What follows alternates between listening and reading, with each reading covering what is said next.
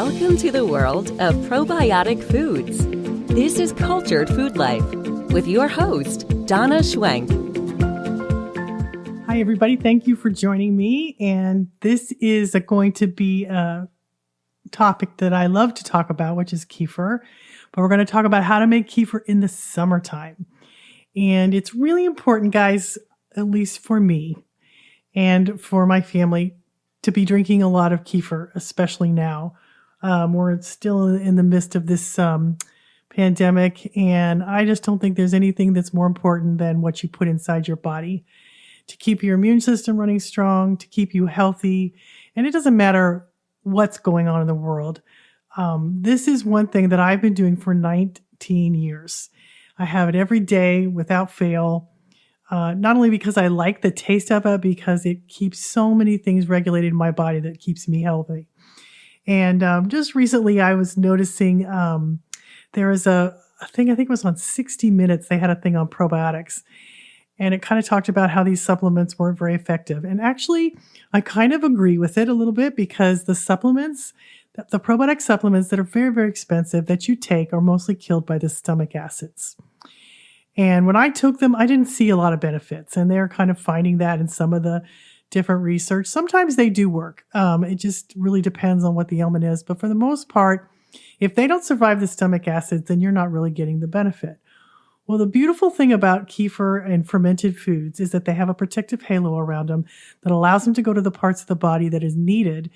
And I just saw immediate results when I started eating fermented foods versus probiotic supplements. And you don't have to believe me. You can just try it and see for yourself. The supplements were very expensive, and I just didn't see the benefits. But the fermented foods that I ate were just immediate results. And I think it's because it's contained within food that allows it to speed to the parts of the body. It does. I even have a scientific video that somebody made that shows how cultured foods or probiotic foods are protected because they go faster through the body. They just don't sit in those stomach acids.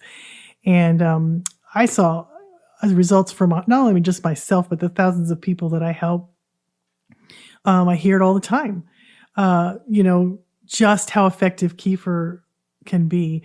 My son-in-law had some surgery the other day, and he couldn't get better. He was having trouble eating, but he went on a kefir diet for 2 days and had that nothing but the kefir, and he instantly started to get better. It was amazing. He suddenly could eat again. He felt better. Everything that had been bothering started to improve. And it was just with the addition of kefir. I had another email written to me by somebody who had, I think it was his spleen removed or something happened to him, and he couldn't get better. And they didn't really recommend, because he had, an autoimmune type of a thing going on, that they didn't know if they recommended probiotic foods. And after struggling for many, many months, he decided to take the kefir and start to consume that. And immediately he saw results. And I have seen this over and over again. I have a Lives Touch page on my website at culturedfoodlife.com/livestouch, where people send in testimonies of things that these foods have helped him. And guys, it's just food. It's not pills. It's not drugs. It's just food. But the results that I have seen in my own life and in the lives of others has been so tremendous that it really was the reason I started this, because I really wanted to make a difference in the world. So this is my little diddly on kefir and how much I love it and how much it has helped people, and the hundreds of emails I get that show me the same thing every day. But in the summertime, when you're making kefir, it can be a little bit different because it's warmer outside. So your kefir grains are living organisms. So they kind of have a mind of their own and want to do what they want to do. So I want to explain to you what they're doing and how they're working, and maybe give you some encouragement on to make your kefir thicker and creamier, or however you really like it. Because there's a few tips and tricks that I have that I've done for the last 19 years that I think can really help you. So it ferments very different in the winter than it does from the summer. And you just really need to understand the process, because it's going to really make it easier for you. So I have it every morning for breakfast. That's my thing that I have. I usually put some fruit in it. I put some Prebio Plus in it, which is a prebiotic, which feeds your gut and the kefir. And I have that every morning, usually with a piece of toast and a cup of coffee. That's my breakfast I never get tired of it. I just love it. So I have that every morning. But a lot of people send me emails this time of year about they've got over fermented kefir. And what that means is it's separating into whey and curds. And they don't know what's happening. And it's usually because the grains are growing faster because the temperatures have gotten warmer outside. And you'll see a pocket of whey, and then you'll see the curds, and people think it's bad, and it's not. It just means that it's over fermented. It's still good for you, and you can still drink it and get health benefits, but it doesn't look as appealing, and it has a stronger taste. It'll be a little bit more tart tasting than it would if it didn't separate. And then what happens is the kefir grains become extremely active and strong in warmer weathers, and they grow like crazy. Mine are growing like crazy.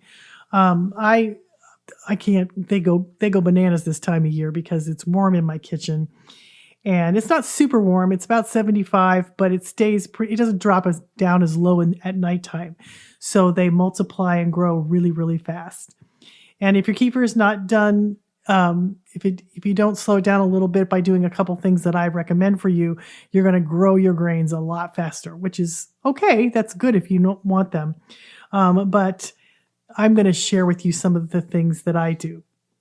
Okay, so first of all, if your kefir is separating into whey and curds, it's probably due to the warmer temperatures, and you probably have more grains per milk that you need. So let's say 1 tablespoon of active grains, kefir grains, probably in the wintertime, they need probably 2 or 3 cups of milk, but in the summertime, they probably need more like 6. Because if your temperatures are at 75 or above, it's going to ferment faster. So here's what you can do. You can either take out some of the grains so you have more milk so they don't ferment as fast, or you can use more milk. And it just depends on what you want to do. So what I recommend, if you want to get rid of some of your grains, this is what I recommend. Take some of those grains, don't throw them away, make them into a smoothie with some fruit and some kefir, maybe some almond milk or just whatever kind of milk you like. Make a frozen smoothie, and you're going to consume those kefir grains because they're going to get blended up into the smoothie. You're not even going to know they're there, but they have very strong properties within the grains themselves. They have anti-cancer properties, actually. And it's a great way to use your extra grains. It kind of makes your kefir thicker, and you'll have less grains, but then they're going to grow rapidly because of the warmer temperatures. But it's a great way to use up some of your extra grains, so you don't throw them away. I don't like people to throw them away. You can give them to animals, love them. Chickens love them. I think goats love them. There's different creatures that love them. But I like consuming them because they have so many good properties within the grains themselves. So if you get a couple tablespoons of grains, 6 cups of milk, maybe even more depending on the temperature in your kitchen. If it's above 75, you're going to need a lot more milk, or you're going to have to remove some of those grains. Because if you don't, your kefir is going to ferment really, really fast. So you could add more milk, or you could remove some of the grains. And I have a video on this. It's really cool. I'll put the link in the description below. I have a video on what happens when you have warmer temperatures or you have too many grains to the amount of milk. And it gives you the comparison. It shows you what happens. And you'll probably notice that this is what yours is doing. And if it does, then you can do one of these things. You can also ferment for less time. I usually ferment kefir for 24 hours, but that is not necessarily like a thing you have to do. Some people think if you don't do that, you're not going to get the probiotics. Well, that's not true. It's really just matters when it's done fermenting. It's just when it starts to separate, when you start to see little pockets of whey, you'll see little dots and stuff, you'll notice that that's done. It tastes sour and tart and it's gotten thick, and then it's done. It doesn't matter how many hours it's been. If it does that, it's done, regardless of the time. Some people think that fermenting longer is better, and that's not true. Fermenting 48 hours is not better than fermenting 24 hours, because then the bacteria starts to run out of food and you're not getting stronger amounts of kefir. You're actually getting less amounts of probiotics, because as the bacteria runs out of food, it makes less and less probiotics. So it's best to get it when you start to see those little pockets of whey, or just when it starts to turn thick and sour and tart. That's the best time to eat it. It's just 24 hours was just a guideline. It can take less time in warmer temperatures. It can take kefir doesn't like super warm temperatures. It doesn't like 80 degrees and above. It does not like that. So if you've got those temperatures closer to 80, I need to tell you something else to do because it doesn't like it. And over time, it starts to diminish the grains because they don't like it. They don't like the super warm temperatures. It actually likes it cooler, but not super cold because then it takes too long to ferment. But I'll get to that. If you've got higher temperatures than 75 and closer to 80, then I've got another tip for you to do. And that is to keep it in a cooler. If it's really hot in your house, place your kefir in a cooler. You can put ice in there. You can like one ice pack, but don't lean it up against the kefir. Put it on the other side of the cooler. Use cold milk from the fridge. I always use cold milk from the fridge when I make my kefir. That slows it down. Put it in a cooler. Put a little ice pack in there that's on the opposite side of the cooler. And this will help your kefir to ferment more slowly. And it will be creamier. It won't separate into whey and curds. And actually, my friend Shelly just told me she does that because her house is really warm in the summertime. And it works really well for her. And she has a little spot, a little cooler in there. And sometimes she'll leave the lid up on it. You don't have to keep it closed. You can leave it up because it's going to keep slowly fermenting. And just watch it. You'll see it start to ferment. But that really does help if your temperatures are above 75 and closer to 80. You could also keep it in a cooler room, like a cold cellar or something. My kitchen is often the warmest place in the house. So sometimes I'll move my kefir to a different room or, where it's cooler, where, I'm not cooking. But make sure it's well ventilated. Always use a lid when you're making kefir because it can pick up on yeast in the air. And sometimes it'll turn people's kefir pink and they freak out about it. But it's kind of like it's a harmless yeast that gets on there, but it does change the taste. It makes the yeast stronger than the bacteria in the kefir. And so sometimes it will make it taste off. So I recommend doing it with a lid. Another tip is you can make larger batches at once. If you're using easy kefir packages, which is just the powder packages, which is made from kefir grains, you can make a really big batch with that. And you could make a gallon if you want, or a half a gallon. And all the instructions are on those packages. And that means you only have to make it once or twice a week or however much you drink. And that makes it a bit easier than working with kefir grains. And I really enjoy the easy kefir packages in the summertime because when they're done, I can just stick it in the fridge and I don't have to make it every day. I do both. I do kefir grains and I do easy kefir because we have a lot of kefir. And I really like them. Easy kefir and each batch will make another batch and another batch and another batch. It's really a very easy way and you're not messing with kefir grains. And they're made from flash frozen kefir grains. So you're getting a lot of benefits. So that might be an easier choice for you. And I will put the link in the description below on how to get easy kefir if you're interested in that, because that is a really easy way to do in the summertime. I also take the easy kefir packages when I go on vacation because I could just take a package, put it in a little, like a cooler sack. And then when I get there, I just get milk and I have a jar and I just put it in there and I make it. And it's super easy.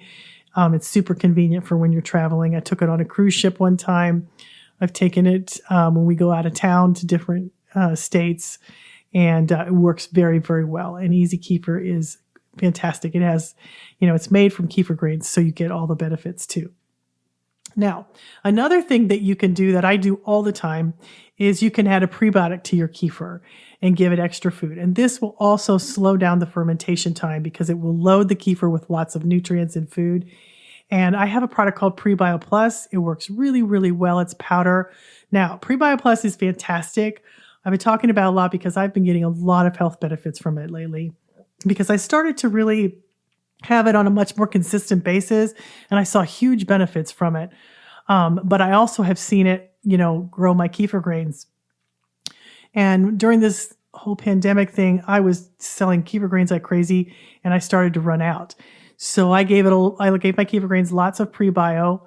And they started to grow faster and the funny thing is when you give it prebio and it's a powder form, it's a prebiotic. So what it does is it feeds the good bacteria, not only in your kefir, but in your gut and allows the good bacteria to grow and multiply.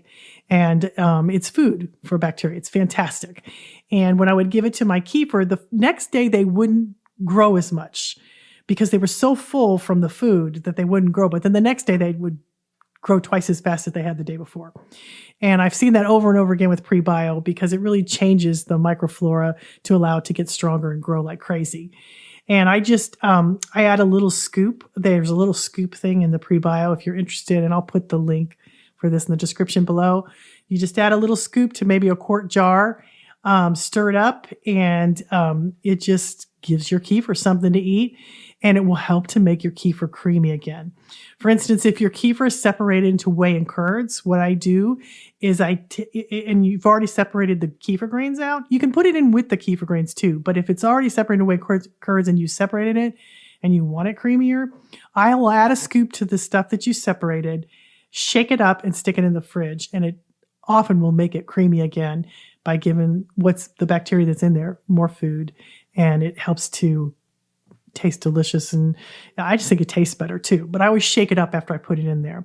Sometimes the prebio clumps a little bit, but it's okay. It still breaks down over time. The kefir will eat the good bacteria, and the kefir will eat it and break it down. And I'll put that link in the description below. But the other thing about prebio is you need to be having it yourself because it will make your good bacteria grow like crazy.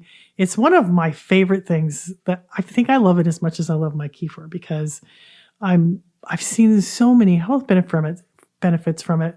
It helps you lose weight. It helps you blood sugars. It makes me feel better. It helps with digestion. Now, in the beginning, I want you to go very slowly because it will bubble and gurgle in your gut because you'll be changing that. You'll be changing and growing those good bacteria in your gut.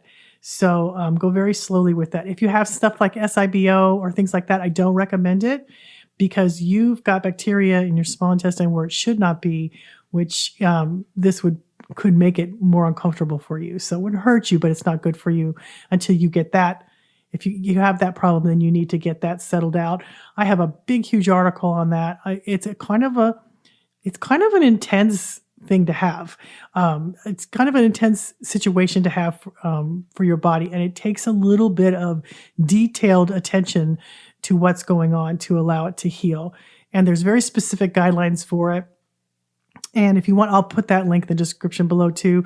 If you're having that problem, I don't recommend Prebio Plus because you need to fix the gut bacteria in a more calm and soothing way because you've got some disruption in your gut, but it's very fixable. So I will link that too if you need that. Now, if your kefir grains do get over fermented and it does separate into whey and curds, you can try one of those tips above, and it will help to straighten out your kefir and calm it down to make it more the way you like it. I like kefir in the winter because it's creamy. It's just got this flavor. I love it. It's not too sour. It's not too tart. And adding prebio will do that too. The other thing too with making kefir in the summertime, if you're second fermenting your kefir, and if you don't know what that is, that's when you take like a piece of fruit or a lemon peel or orange peel, you put it in your jar for like an hour and let it second ferment. That's basically like giving your kefir a prebiotic, but it mellows the flavor of your kefir a lot. But if your house is really warm in the summertime, second fermenting can really make it over ferment and separate into whey and curds.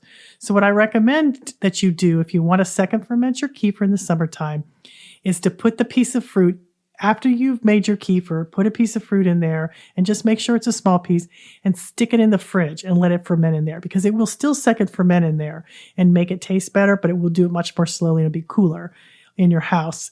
And it will do its job in the fridge instead of on the counter. Because on the counter, if your house is warm, it's going to really over ferment, separate into whey and curds, and people don't really like that.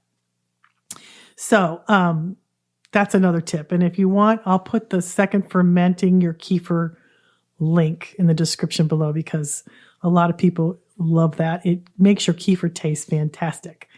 It makes it have a wonderful mellow flavor. It kind of loses that tartness, and it also gives your kefir lots of food to eat, so you get more probiotics if you do it that way.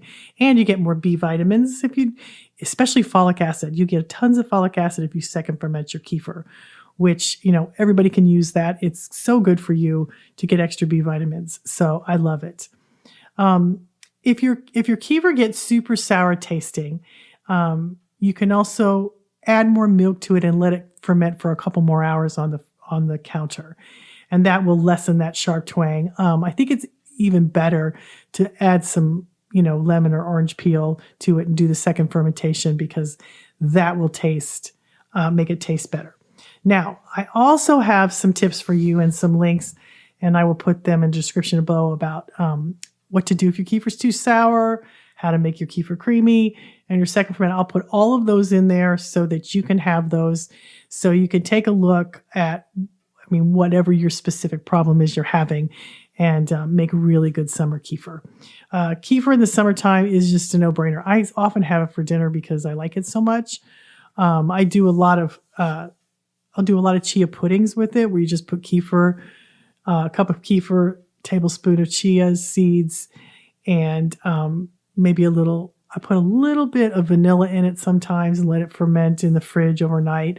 In the morning, I'll add fresh fruit. That's one of my favorite things in the summer, because I like having it ready for me. I do make an awful lot of kefir smoothies, and right now my favorite is peaches and mangoes. I'm really enjoying those. I do a lot of blueberry kefir in the morning, and I have blueberry and kale and cherries. I do all different kinds, and I've been adding a lot of different types of fruit, but I also been adding a little bit of collagen to my smoothies, and I just absolutely love the flavor and the way that it makes me feel, and I think it's really good for you. And so that's one of the things, if you like that, or you can add some whey protein. That always gives your kefir a little bit of extra protein, and it also gives you an extra boost because it will give you more amino acids and more things throughout the day to keep you full and satisfied. So those are my tips for summer kefir. I hope you enjoy your summer kefir. I hope you have it a lot, because this is the perfect time to have kefir, because fruits and vegetables are plentiful, and they're loaded with vitamins and minerals that you need to keep you healthy and to keep your immune system running strong. So guys, stay healthy this summer. Have some cultured foods. I've been doing it 19 years, and I will not quit, because I know that it makes me strong, and I can tell a difference if I don't have it. I've even written an article about that and done a podcast. I didn't do very well when I quit having kefir.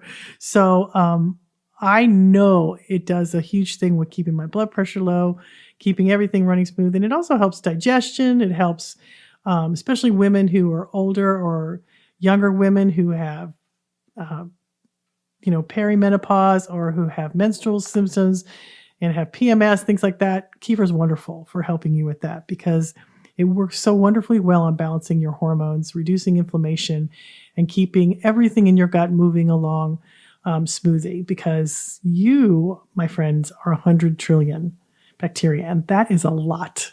It's hard to even wrap your head around. You can go to the sun and back, and that's 1 trillion. And you can go to I think it was Saturn and back 7 times, and that's a 10 trillion.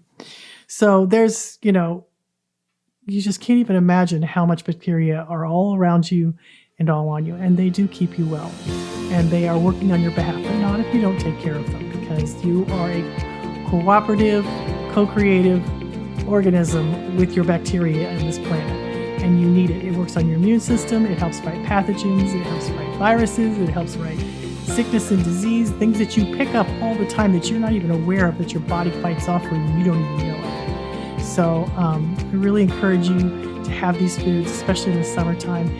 Boost your immune system. Get outside, get some vitamin D. Everybody's needing more vitamin D this summer. That is one of the key elements that keep us healthy, and we don't even know it. And, have your cultured foods, have probiotic foods, eat lots of fruits and vegetables, which are prebiotics for your bacteria, which allows them to grow and multiply and keep you and your immune system healthy. So thank you guys for listening. I hope these tips help you. I got lots of links I'm going to go put on there for you. And keep making your kefir. It can make all the difference it has for me. Have a great week, everybody. We'll see you next time.